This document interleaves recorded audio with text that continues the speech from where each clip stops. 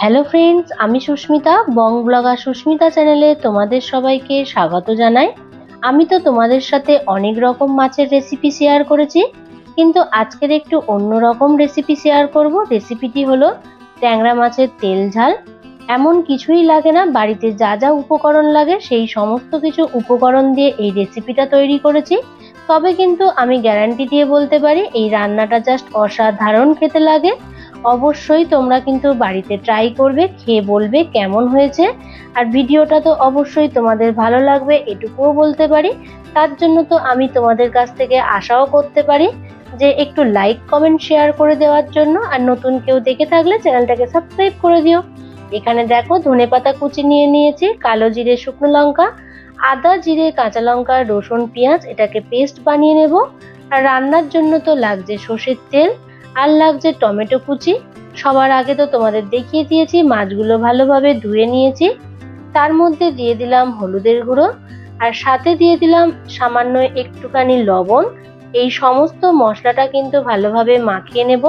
আর যেহেতু ট্যাংরা মাছ ভাজলে দেখবে একটু ফেটে ফেটে আসে, তখন কিন্তু অনেকটাই রিস্ক হয়ে যায়। তার জন্য কিন্তু আমি এখানে 2 চামচ মতন সর্ষের তেল অ্যাড করে দিলাম, দিয়ে মাছগুলোকে ভালোভাবে মিশিয়ে নিচ্ছি।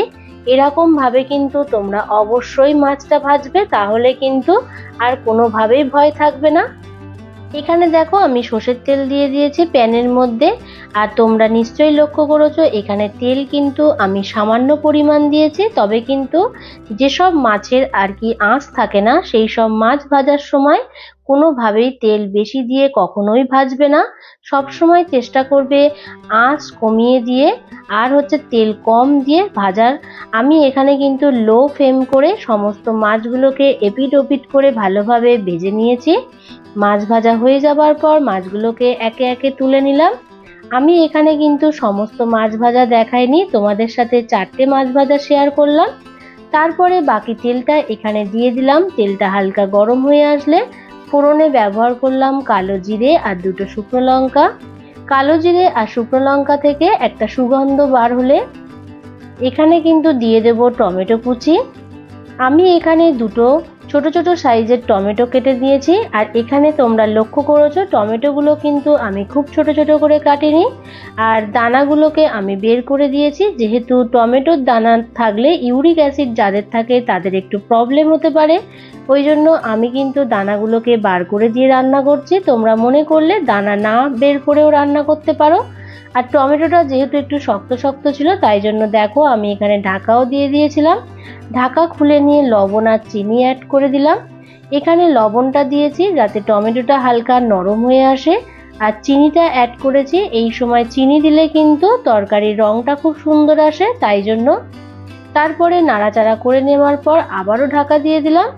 দেখো এখানে গ্যাসের ফ্লেমটাকে লো করে দিয়ে আমি প্রায় মিনিট 3 জন্য ঢাকা দিয়ে রেখেছিলাম। এবার নিশ্চয়ই তোমরা বুঝতে পারছো টমেটোটা কিন্তু অনেকটাই নরম হয়ে এসছে। তারপরে পেঁয়াজ, আদা, রসুন, কাঁচা লঙ্কা আর গোটা জিরের যে মশলাটা বানিয়েছিলাম সেই পেস্টটা এখানে দিয়ে দিলাম।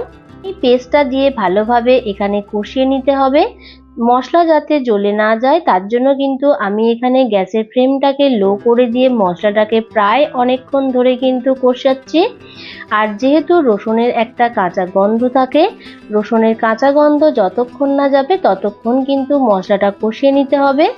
এতক্ষণে নিশ্চয়ই তোমরা বুঝতে পেরেছো মশলাটা কিন্তু প্রায় অনেকক্ষণ কষানো হচ্ছে। আর দেখো আস্তে আস্তে রঙেরও পরিবর্তন হয়ে আসছে। সেই সময় কিন্তু দিয়ে দিতে হবে হলুদ গুঁড়ো, আর আরেকটু রঙের জন্য দিয়ে দিলাম কাশ্মীরি রেড চিলি পাউডার। আর এখানে শুধুমাত্র ব্যবহার করলাম ধনের গুঁড়ো, আর কিছুই এখানে মশলা লাগবে না। এই সামান্য মশলা দিয়েই কিন্তু এই রান্নাটা তৈরি হবে, আর খেতে কিন্তু জাস্ট অসাধারণ লাগে। তোমরা কিন্তু অবশ্যই এই রান্নাটা বাড়িতে একবার ট্রাই করবে। দেখো কষানো হয়ে যাওয়ার পর তেল ছেড়ে আসলে রঙের পরিবর্তন হয়ে আসার পর আমি এখানে সামান্য একটু ঈষৎ উষ্ণ জল ব্যবহার করে দিলাম, দিয়ে খুন্তি দিয়ে মশলাগুলোর সাথে ভালোভাবে নাড়াচাড়া করে জলের সাথে মিশিয়ে দিচ্ছি, যাতে কোনোভাবে মশলাটা ডেলা ডেলা না হয়ে থাকে। তারপর আবারও একটু জল অ্যাড করে দিলাম, যেহেতু মাছটা একটু সিদ্ধ হতে সময় লাগবে তাই জন্য আরেকটু জল ব্যবহার করে দিলাম। ঝোলটা ফুটে আসলে মাছগুলোকে দিয়ে দিলাম, দিয়ে নাড়াচাড়া করে নেওয়ার পর সামান্য, যেহেতু আমি এখানে গ্রেভি রাখবো তাই জন্য বেশি আর ফোটালাম না। ঠিক নামাবার আগে এখানে দিয়ে দিলাম ধনেপাতা কুচি। এই ধনেপাতা কুচি দিয়ে দিলে কিন্তু এর স্বাদ আরেকটু দ্বিগুণ বেড়ে যাবে। যেহেতু এই রেসিপিটার নাম ট্যাংরা মাছের তেল ঝাল, তাই জন্য কিন্তু আমি শেষে এখানে কাঁচা সর্ষের তেল ব্যবহার করলাম। আর তোমরা মনে করলে, আমি যে কোয়ান্টিটিতে তেল ব্যবহার করে রান্না করেছি, তোমরা মনে করলে আর একটু বেশি পরিমাণে তেল দিয়েও রান্না করতে পারো, তাতেও কিন্তু খেতে বেশ ভালো লাগবে। তাহলে চলো বন্ধুরা, আজকের এই পর্যন্ত। আমার রান্না কিন্তু একেবারেই হয়ে গিয়েছে। আর তোমরা কিন্তু এরকম ভাবে অবশ্যই বাড়িতে ট্রাই করবে, খেয়ে বলবে কেমন হয়েছে। ভিডিওটা যদি ভালো লেগে থাকে লাইক কমেন্ট শেয়ার করে দিতে কিন্তু একেবারেই ভুলে যেও না। নতুন কেউ দেখে থাকলে চ্যানেলটাকে সাবস্ক্রাইব করে দিয়ে বেল আইকনটাকে অল করে দিয়ে আমার পাশে থেকো।